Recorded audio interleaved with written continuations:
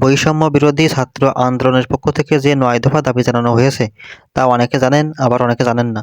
আপনি যদি না জেনে থাকেন ৯ দফা দাবিতে কী কী দাবি আছে, তাহলে ভিডিওটি আপনার জন্য। দাবি নাম্বার ১, প্রধানমন্ত্রী শেখ হাসিনাকে ছাত্র হত্যার দায় নিয়ে জাতির কাছে প্রকাশ্যে ক্ষমা চাইতে হবে।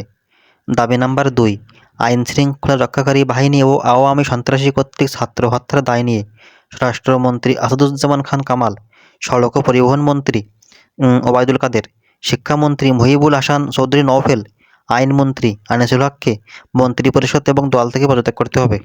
দাবি নাম্বার ৩, ঢাকাসহ যত জায়গায় শহীদ হয়েছে সেখানকার ডিআইজি, পুলিশ কমিশনার ও পুলিশ সুপারদের চাকরি থেকে বরখাস্ত করতে হবে।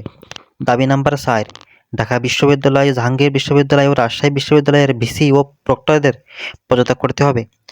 দাবি নাম্বার ৫, যে পুলিশ সদস্যরা শিক্ষার্থীদের উপর গুলি চালিয়েছে, ছাত্রলীগ, যুবলীগ সহ যে সকল সন্ত্রাসীরা শিক্ষার্থীদের উপর নৃশংস হামলা চালিয়েছে এবং পরিচালনার নির্দেশ দিয়েছে, তাদেরকে আটক করে এবং হত্যা মামলার দায়ের করে দ্রুত সময়ের মধ্যে গ্রেপ্তার করতে হবে।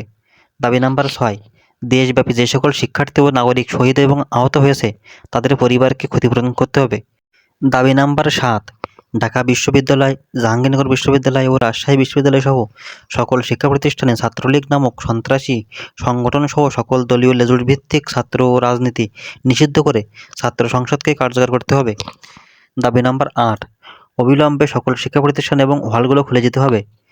এবং সর্বশেষ দাবি নাম্বার ৯, কোটা আন্দোলনের সাথে সম্পৃক্ত শিক্ষার্থীদের একাডেমিক ও প্রশাসনিক কোনো ধরনের হয়রানি করা হবে না মর্মেও অঙ্গীকার করতে হবে।